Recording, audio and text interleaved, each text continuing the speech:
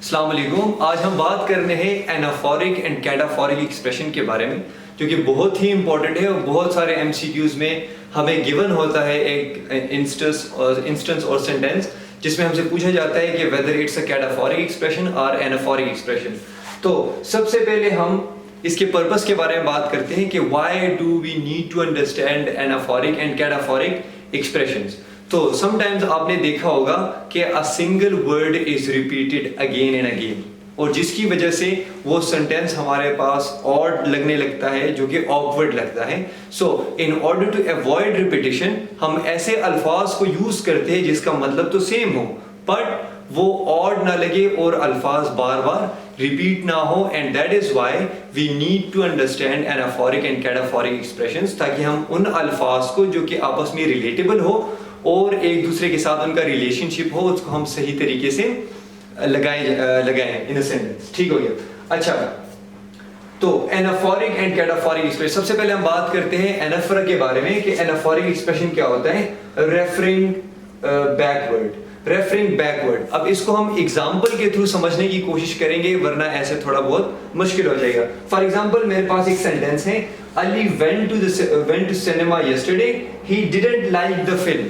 अब यहाँ पर देखिए, ये जो मैंने दो सेंटेंसेस लिखे हैं, ये दोनों सेंटेंसेस में मैंने वर्ड को रिप्लेस किया है, प्रोनाउंस में यूज किए हैं इंस्टेड ऑफ अली। क्यों? ताकि I did not want to repeat this term again and again, इसी वजह से मैंने अली की जगह ही को यहाँ पर यूज किया हुआ है। सो अब यहाँ पर आप देखिए, यहाँ पर एक प्रॉपर कनेक्शन होना चाहिए अली और साथ में इस प्रोनाउन को जो मैंने यूज किया है, और अगर इस ये रिलेशनशिप हमारे पास करेक्ट हो, मींस के if we are referring backward correctly, it means that this sentence would look suitable, और ये हमारे पास ऑकवर्ड और ऑड नहीं लगेगा। सो हम कह सकते हैं कि ऐसे अल्फाज या ऐसा एक्सप्रेशन जो कि बैकवर्ड क्या कर रहा हो, रेफर कर रहा हो, मींस के यहाँ पर हमें पता चलता है कि this he is used instead of Ali, means के this he is referring back to Ali.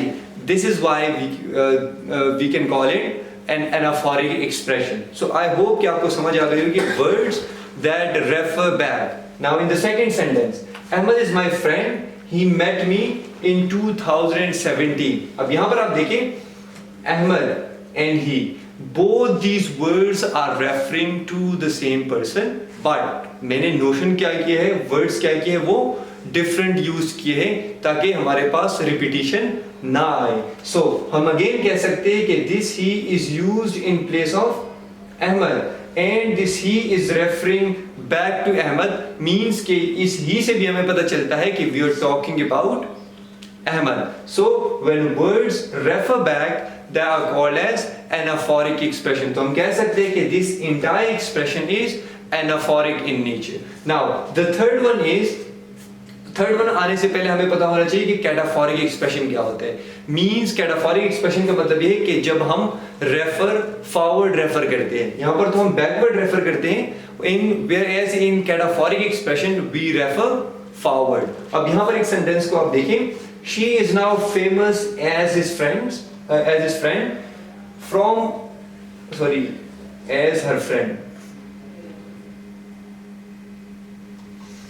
from Khyber to Karachi, everyone knows Fatima Khan। अब इस सेंटेंस में आप देखिए, यहां पर we don't know के what are we talking about, what are we referring to। सो यहां पर she ने जो क्या है, एक confusion create किया हुआ है, and we don't know that what do we mean by this she, or who are we talking about, is now famous as a friend from Khyber to Karachi, everyone knows Fatima Khan। तो यहां पर आप देखें Fatima Khan।